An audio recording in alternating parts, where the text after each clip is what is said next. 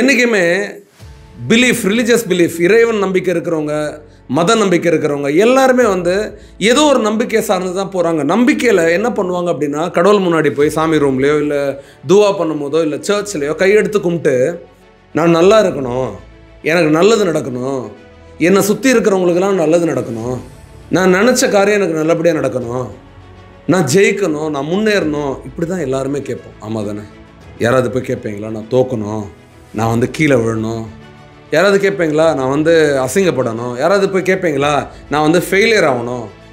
நான் இப்போ சொல்கிறேன், இந்த நிமிஷத்துலேருந்து என்ன மெசேஜ் உனக்கு நான் கொடுக்கணும்னு நினைக்கிறேன் என் மூலமாக என்ன அப்படின்னா, பாசிட்டிவ் நெகட்டிவ் இது ரெண்டுமே ஈக்குவலி பவர்ஃபுல்.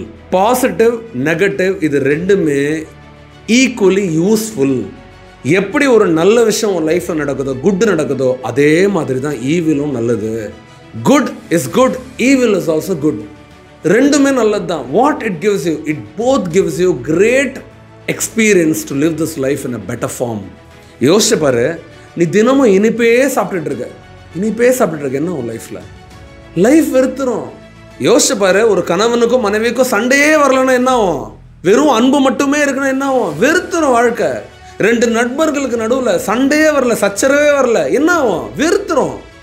நல்லது மட்டும் உன் வாழ்க்கையில் இருந்தால் உன் வாழ்க்கை வெறுத்துரும். உன் வாழ்க்கையில் இன்னைக்கு ஈவில்னு எதை நினைக்கிறியோ, கசப்பான விஷயம் எதுன்னு நினைக்கிறியோ, நெகட்டிவ்னு எது நினைக்கிறியோ, அது எல்லாமே உன் வாழ்க்கையை சுவையாக்கிறதுக்காக வந்திருக்கு. திகட்டாத உணவே சிறந்த உணவு. ஆமாவா இல்லையா? அருவருப்பாக இருக்கும் சில வாழ்க்கையெல்லாம், தெரியுமா? மொனோட்டனஸாக இருக்கும். காலையில் எழுந்தால் ஒரே மாதிரி. That is not life. Life கலர்ஃபுல்லாக ஆகணும்னா வெளிச்சம், இருட்டு, காலை, மதியானம், நைட்டு, இல்லையா?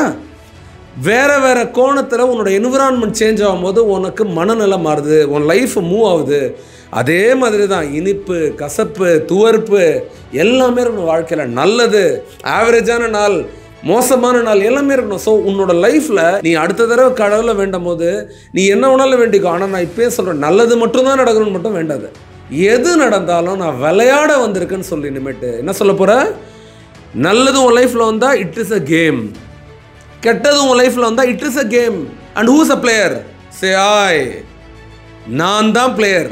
நல்லது நடந்தாலும் அது ஒரு விளையாட்டு தான். பாரு, கெட்ட சிச்சுவேஷன் வந்தாலும் அது உனக்கு ஒரு விளையாட்டு தான். நல்லது என்ன கெட்டது என்ன, விளையாடுறவன் நீ திறமசாலியாக இருந்தால் எல்லாத்தையும் உன்னால் ஹேண்டில் பண்ண முடியும். ஆமாவா இல்லையா? நல்லது மட்டும்தான் இருந்து என்ன பண்ண போகிற? நான் இப்போ கேட்குறேன், உனக்கு திறமை இல்லைன்னா நல்லது வந்தாலும் நீ தோற்றுருவோம். ஆமாம் தானே? உன் லைஃப் நல்லா இருக்குது, ஈஸியாக இருக்குது, அதில் கூட விழுந்தவன் இருக்கான். அப்போது லைஃப்பில் எப்படிப்பட்ட சிச்சுவேஷன் வந்தாலும் சரி, positive negative, useful not useful, positive toxic, எது வந்தாலும் இது ரெண்டுமே இனிமேட்டு லைஃப்பில் நீ எப்படி பார்க்கணும்? ஒரு கேமாக பார்க்கணும், ஒரு விளையாட்டாக பார்க்கணும். உன் அப்ரோச் எப்படி இருக்கணும்? ஒரு விளையாட்டு, ஒரு கேமாக பார்க்கணும். அப்போது அதில் என்ன பண்ணணும்? நீ விளையாடணும். விளையாட நீ எப்போ இறங்கிட்டு அப்போ ஸ்ட்ராங்கான மனநிலையில் இறங்குற.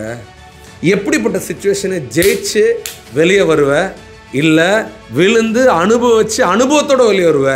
ரெண்டுமே வெற்றி தான். Victory is also a victory, failure is also a victory, because it will give you great life lesson which seldom victory teachers you. எல்லா விக்ட்ரிஸை கொடுக்க முடியாத ஒரு விஷயம் தோல்வி கொடுத்துட்டு போயிடும், லேர்னிங் கொடுத்துட்டு போயிடும். ஸோ நெகட்டிவாக இருக்கிற சிச்சுவேஷன் ஒரு அழகான கேமாகவும், ஜாலியாக இருக்கிற சிச்சுவேஷன் அழகாகவும் கேமாகவும் பார்த்த அப்படின்னா வாழ்க்கை அழகாயிடும்.